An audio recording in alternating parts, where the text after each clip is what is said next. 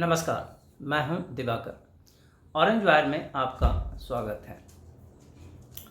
आज मैं चर्चा करूंगा काफिर हिंदुओं पे भारत, पाकिस्तान और बांग्लादेश में लगातार हो रहे अत्याचार के ऊपर। और ये अत्याचार धार्मिक आधार पे हो रहा है, उसके काफिर होने की वजह से हो रहा है। अभी 1-2 दिन पहले की घटना है, पाकिस्तान में सिंध प्रांत में फिर से करीब 200 से ज़्यादा हिंदुओं को परसिक्यूट करके उस पर अत्याचार करके उसे मजबूर किया गया इस्लाम कबूल करने के लिए। एक सूफ़ी मौलवी के देखरेख में ये सारी घटना हुई। उन्होंने इसको रिकॉर्ड किया, फिर सोशल मीडिया पे शेयर किया। ये वही सूफ़ी लोग हैं जिनका भारत में काफिर हिंदू राजनेता लगातार उनके लिए पलक पावड़े बिछाए रहते हैं। इस्लाम में सूफ़ी हो या सुन्नी हो या शिया हो, कोई भी हो, सारे समुदाय का इस मजहब में जितने भी समुदाय हैं, जितने भी फ़िरके हैं, सारे समुदाय और फ़िरके के आस्था का स्रोत एक है।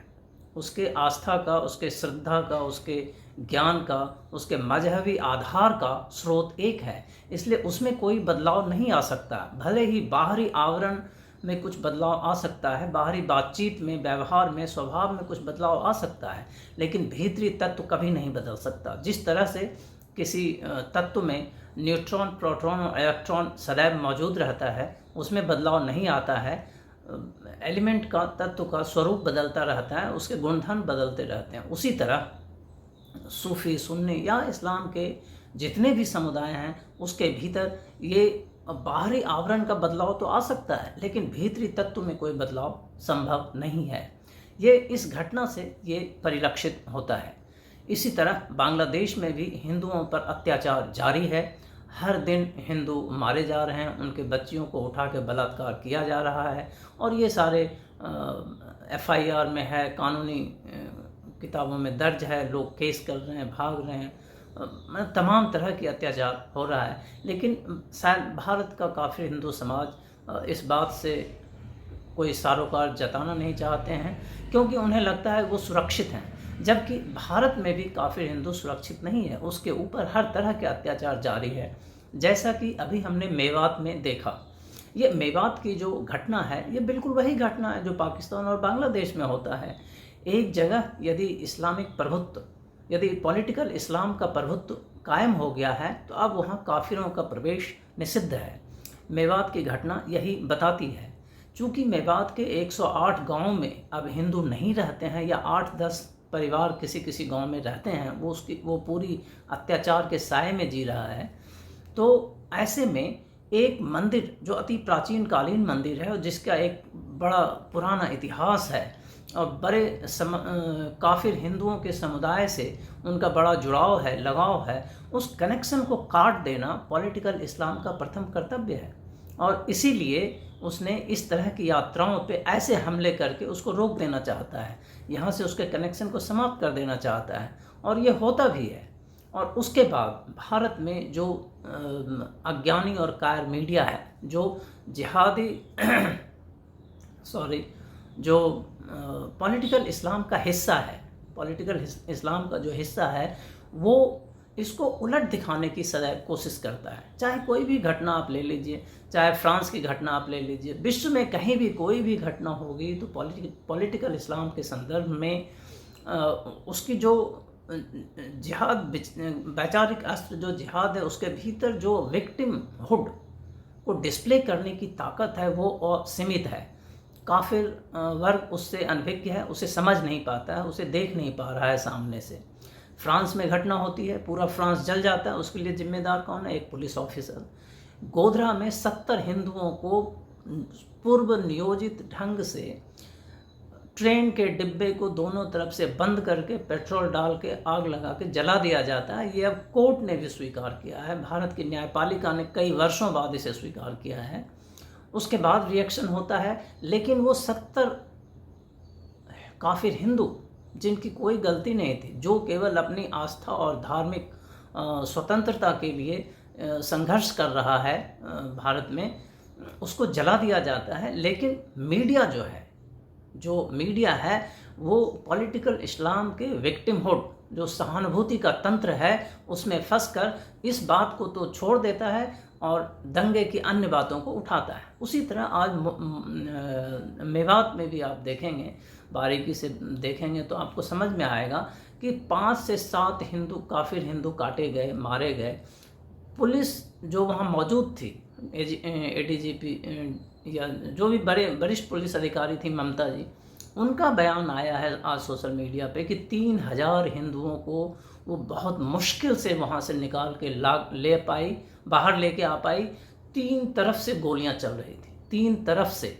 इस तरह से सुनियोजित ढंग से किलेबंदी करके गोली कौन चला सकता है? क्या कोई आकस्मिक घटना में ऐसी गोली चलती है? नहीं, इसकी तैयारी तो लगातार करते रहना पड़ता है, तब होती है।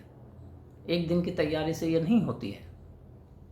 तो चाहे मेवात में हिंदू के धर्म यात्रा पे हमला करना हो और उसमें से कई लोगों को मार देना हो, या फिर पाकिस्तान में सैकड़ों हिंदुओं को धार्मिक रूप से प्रताड़ित करके उसको इस्लाम में ले आने के लिए मजबूर कर देना हो, ये दोनों घटनाओं में एक ही चीज़ कॉमन है, इस पॉलिटिकल इस्लाम का प्रभुत्व कायम करना, चाहे वो विश्व के किसी कोने में हो, वो मेवात हो, वो बंगाल हो, वो कश्मीर हो, वो पाकिस्तान हो, वो बांग्लादेश हो।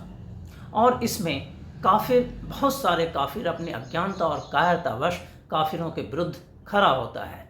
अब उसका अप्रतिम उदाहरण है भारत की मीडिया, जिसमें बहुत बड़ा वर्ग है जो इन 5 निरीह काफिर हिंदुओं की हत्या की बात तो नहीं करता है, लेकिन प्रतिक्रिया स्वरूप यदि एक और किसी की दूसरे समुदाय के लोगों की मृत्यु हो गई है तो केवल उसकी बात करता है, सेलेक्टिव बात करता है, चुनाव करके बात करता है, क्योंकि उसे पॉलिटिकल इस्लाम के सहानुभूति वाले यंत्र को मजबूत करना है और कोई कारण नहीं है उसका, उसमें कोई सत्यता नहीं है, उसमें कोई तथ्य नहीं है, उसको केवल प्रोपेगेंडा फैलाना है।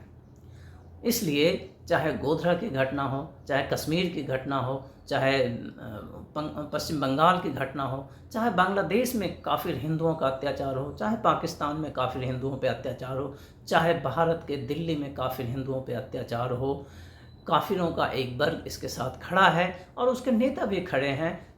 आप देखिए भारत के हिंदू राजनेता कितनी निर्लज्जता से अपने घर में ताजिया को भीतर लाकर उसका पूजा पाठ करते हैं। वही ताजिया वाले लोग किसी दूसरे हिस्से में काफिर हिंदुओं का या तो गला काट रहे होते हैं या फिर उसको कन्वर्ट करा रहे होते हैं, दबाव डाल के उस पर अत्याचार डाल के। अत्याचार एक ऐसा हथियार है जिससे इंसान को अपने धर्म और अपनी आस्था को छोड़ने के लिए मजबूर होना पड़ता है।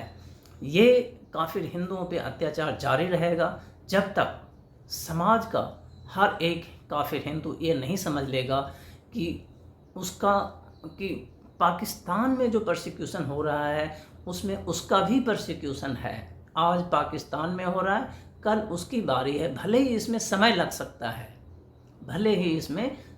लग सकता है, लेकिन ये रुकने वाला नहीं है यदि इसको इंटरवीन नहीं किया गया, यदि इसकी बारीकियों को नहीं समझा गया, यदि पॉलिटिकल इस्लाम के इस ताकत को नहीं समझा गया, तो काफिर हिंदुओं का विनाश तय है। नमस्कार दोस्तों, इस अंक में इतना ही।